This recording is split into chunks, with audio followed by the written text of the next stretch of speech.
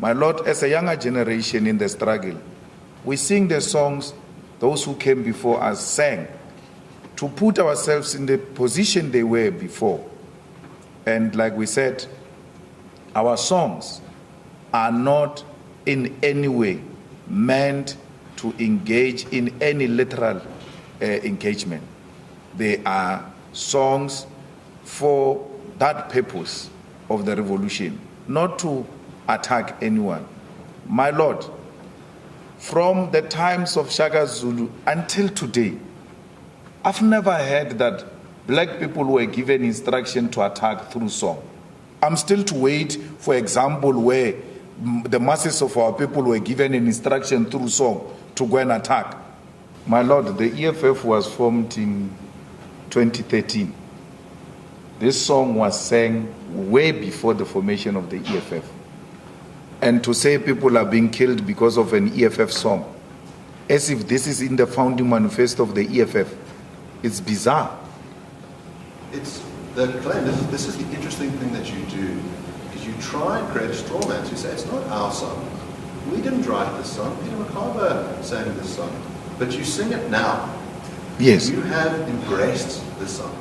It's part of your But you call it EFF song. Is it not an EFF song? It's a struggle song. Is it a song sung by the EFF? My Lord, the EFF cannot expropriate this song without compensation. It belongs to the struggle.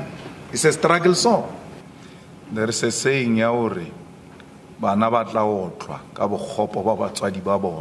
when you steal a car and you pass over the car to the stolen car to your children, it makes that child a criminal as well, because it's in possession of stolen goods.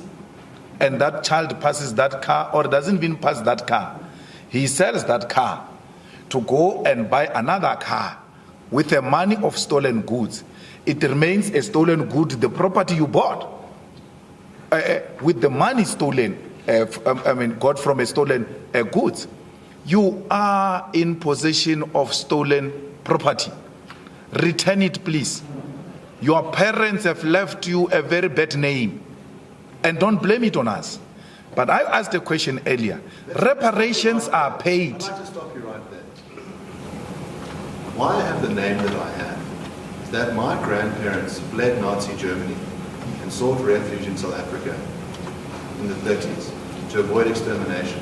Now the witness has brought up my name, and I will use the opportunity to respond to I never brought your name. I never brought your name. I've never brought your name. I've never brought Oppenheimer's name. I don't even know his name.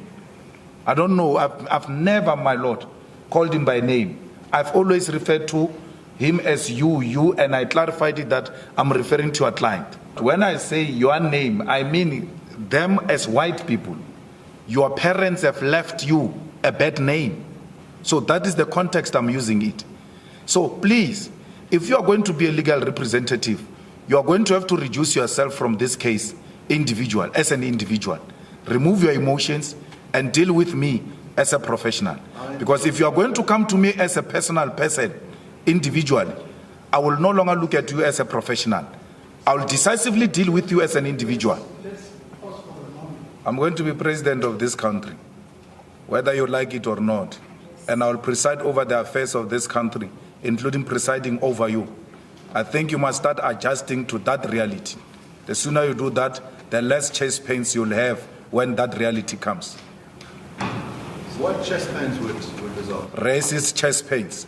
You know, my Lord, we're sitting here with pain, with trauma, and to be interrogated by people like this, who perpetuate the segregation, who continue to promote racism in this country. It's really unfair. Thousands of children have seen their mothers being tortured. I was young when police walked into my mother's house and she was sleeping. They took off her blankets off. Men, she was not dressed up. She was sleeping. Men took off her blankets. I live with that for the rest of my life, that some strange men came into my house and took off the blankets of my mother to search if she's not a terrorist. We are still a traumatized nation, if you don't know. And that trauma is real. And don't push us to that pain. Because when that day comes, we'll not be scared. I've litigated with AfriForum and Roots before, and they've never brought someone so weak as you. I think they've done the worst disservice to themselves. Let me tell you, every time we say white settlers, white people, white settlers in South Africa, it is in that context. So why would an American who came yesterday, my lord, be a settler? We're talking here about white settlers. Why would a Russian who came yesterday be a settler? You understand very well the context within which we say all white people are racist. It is in relation to the struggle of liberation in South Africa against apartheid system that benefited all white people. So who is a white settler? All those who came here to come and conquer South Africa and take the land from our people are white settlers. When? From since 1652. Up until when?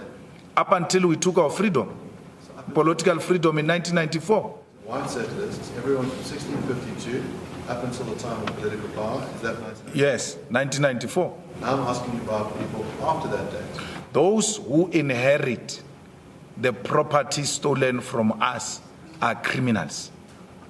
So if you come from America with an intention to come and inherit a stolen property, you are a criminal.